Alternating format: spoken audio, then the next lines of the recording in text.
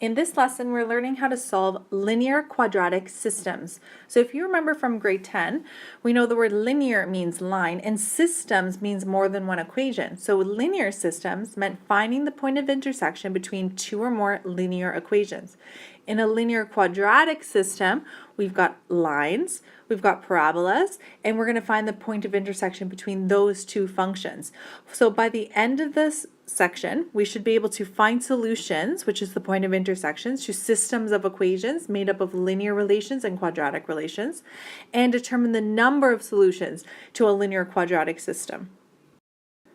So we know we can do that just by using the discriminant, and here to actually find the solution we'll have to use one of our techniques we've learned in this unit, such as factoring or using the quadratic formula. So we have three possible cases for the solution or solutions to a linear quadratic system. So again, system means more than one, and linear means line, and quadratic means parabola. So we're looking at the intersection of a line and a parabola. So in this case, the line goes right through the parabola and we've got two intersection points. Here, the line is exactly tangent to the parabola, which leaves us with one intersection point or one solution. And here, the line completely misses the parabola. They're never going to meet, so this would have no solution. So if we were to come up with an equation that represented these two systems together, and we were to find the discriminant, we should get a positive discriminant because we get two solutions. Here, we would get a discriminant exactly equal to 0, so that there's one solution. And here, our discriminant would be less than 0 since there's no solution. So some easy steps for solving linear quadratic systems, and this will work with solving for the point of intersection between any two functions. The first thing we're going to do is we're going to set the functions equal to each other as long as we're given them in standard form, or really any form as long as we're isolated for f at x or y. We'll have y equals something and y equals something else. We're just going to set those two functions equal to each other. The next thing we're going to do is we're going to simplify and put the equation into standard form, and then we're going to solve for the variable in the quadratic equation. And we can use the quadratic formula, factoring, etc., etc. So let's try this first example here. It says determine the solutions of the system consisting of these two functions. We have a parabola that opens down and we have a line. So what this is asking for is this is just asking us for the point of intersection. So this guy right here, determine the solutions, just means determine the points of intersections. Maybe there's one, maybe there's two, or maybe there's none.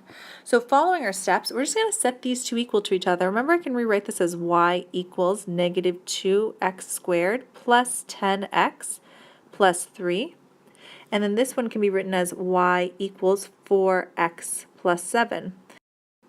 So basically what we're going to use here is substitution. We've isolated for one of our variables, that's y, and we're going to put our expression in for that variable into the other equation. The reason we can do this, our y's are equal if we're looking for the point of intersection, as well as our x's.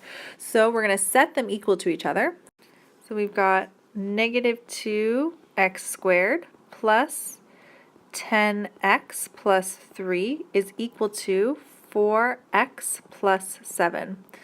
And from here, we're just going to simplify, bring the like terms together, and put this into standard form so we can solve it. So I'm going to bring all of these terms onto the other side one by one.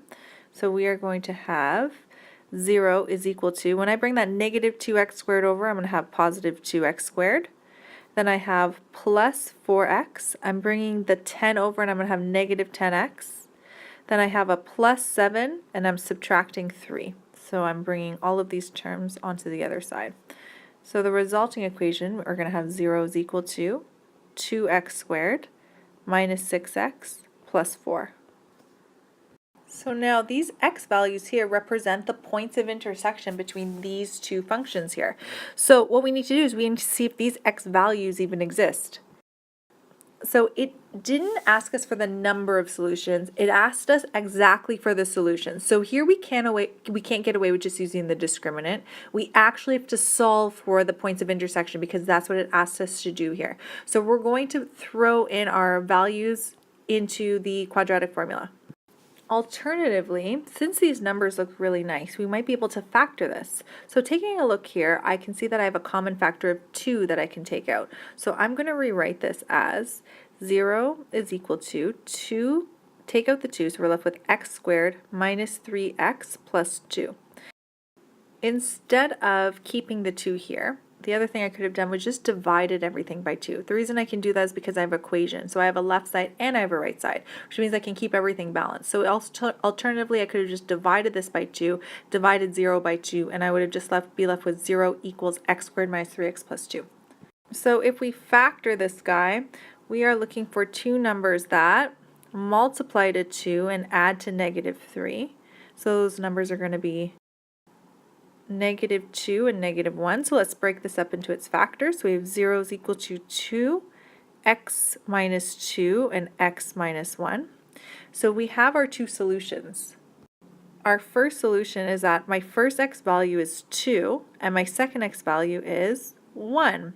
So this means we have two intersection points. One where the x value is 2 and the other where the x value is 1. So we have two cases. So we're going to write this over here. So we have two cases, two intersection points, so two POIs. Okay, so we're going to work on when x is equal to 2, and we're going to work on when x is equal to 1. So we're looking for a point. We don't have a point right now. We have two x coordinates. Now we need their corresponding y coordinates. So I can throw this x coordinate into anything that any equation that I want. I could throw it into here, or I could throw it into here. Because if this is an intersection point, this point better exist on both of these functions. So what's obviously faster is going to be the linear equation. So I'm going to throw in my x value into my linear equation. So I have y is equal to 4. Instead of x, I'm going to write 2. And then I have plus 7. So my y value is equal to 15. And now let's throw in our other point of intersection, which is 1. So again, I'm going to use the linear equation because it's faster. And I have y equals 4 times 1 plus 7. And I have y is equal to 11. All right, so I have 2 points of intersection. My first point of intersection is the point 2, 15. And my second is 1 and 11. So therefore, the solutions are the points 2 and 15 and 1 and 11. Okay, and our next example says determine the number of solutions to the linear quadratic system. So that means system more than one equation. We have a linear and a quadratic. So we're given the quadratic equation and a linear system, and the linear equation. So it's asking us for the number of solutions, not what is the solution. So we can get away with just determining the discriminant. Do I want to find the discriminant of this? Well, that would just give me the number of zeros of this parabola. That's not what I'm looking for. I'm looking for the number of times this guy will intersect this guy, if at all. So the first thing I have to do is I have to set them equal to each other. So we're going to start off with setting 3x squared plus 12x plus 14 equal to 2x minus 8. And now I'm going to go ahead and solve this. Well, in this case, simplify, because I don't actually need to solve it. So in this case, I'm going to leave the quadratic on this side because I like that this is a positive number. You can do whatever you like. And instead, I'm going to bring these guys over onto the other side. So we've got on the left side 3x squared plus 12x minus 2x. And then I have plus 14 plus 8 is equal to 0. And when I continue simplifying, I'll have 3x squared plus 10x plus 22 is equal to 0.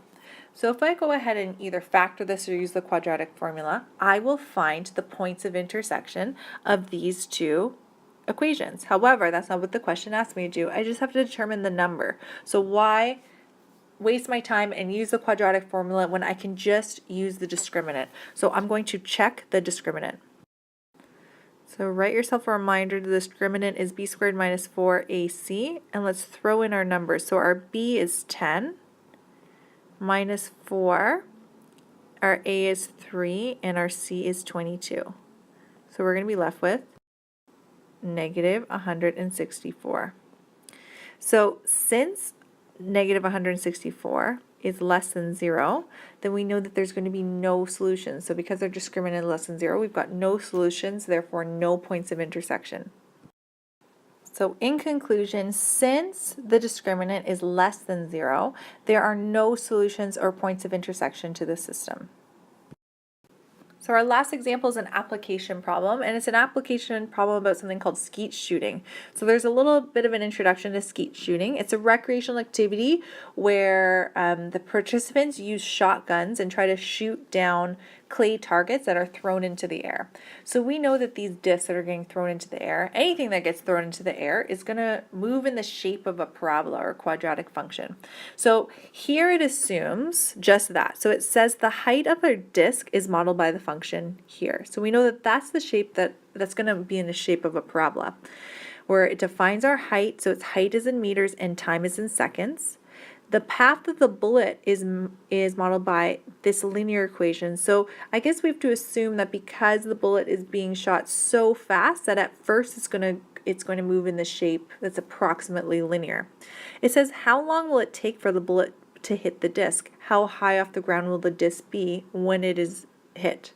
So let's try drawing a picture to make this make more sense. So we have our x-axis, we have time, and we know that's in seconds. And on our y-axis, we have our height, which we know is in meters. So perhaps the disc is getting thrown in something like this direction. And perhaps our bullet maybe looks something like this. Pretend it's a straight line. And so if we have a point of intersection, it would probably happen somewhere there.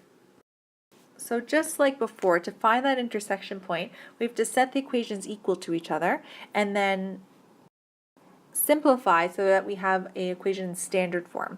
So try that now and come back to the video once you have it all simplified in standard form. So once you've set your equations equal to each other and you've brought all of the terms onto one side, you should get something that looks like this. Maybe if you brought the linear equation or the linear terms over onto the other side, you would have just gotten the exact same equation with me as me, except you'd have negative values. So you'd have negative 5, positive 0.5, and positive 1, which is absolutely fine. You're going to get the same answer. So our next step is, it's not asking us if it intersects it at all, in which case we could just use the discriminant. It's asking specifically how long will it take for the bullet to intercept the disc. So because it's assuming that the bullet does hit the disc, we should get a minimum of 1 intersection point when we solve for this. So I could try to factor this, but I've got a decimal in there, which usually indicates it's going to be faster to use the quadratic formula. So quickly solve this with the quadratic formula and come back to the video. So once you've solved the equation, you should get these two answers. One is our t is 0.5 and our other is t is equal to negative 0.4. So there's actually 2 points of intersection with this. We have a negative value because, taking a look back at our graph, if I were to continue this graph here, so if I were to continue this parabola down this way, and if I were to continue the path of the bullet, there would be another intersection point. However, in this case, it doesn't make sense to us because this can't really exist in the real world. We can't go backwards in time and have the bullet hit it over here at this part of the parabola, which case we can throw out this answer. It's not helpful to us in this case, and instead use this one right here. So we know that our point of intersection now happens at t is equal to 0.5. So if going back to our question, it said how long will it take for the bullet to hit the disc? We know that now. It will take 0.5 seconds. So if that was a question, we're done. However, it asks us how high off the ground will the disc be when it actually is hit. So we need to find the height exactly here. And here we can visually see that this height of the bullet is going to be the same as the height of the parabola, so the height of the disc, which means just like previously, we can throw that 0.5 into any equation we want. We can throw it into the linear equation or the parabola. We know it's always going to be faster to put it, well, not always, but in this case it's going to be faster to put it into a linear equation because we only have one t value here and we have two t values here. So we're going to plug in t is equal to 0.5 into either of the equations. I'm going to do this one and then come back to the video and make sure you've got the right height. So you should have a height. Doesn't matter what equation you put your t is equal to 0.5 into, you should get the height of 16.75 meters. So therefore we can add this to our graph, and we know that this is going to happen at a height of 16.75 meters. So in conclusion, the bullet will hit the disc at 0.5 seconds after the disc is released, and it's going to hit it at a height of 16.75 meters.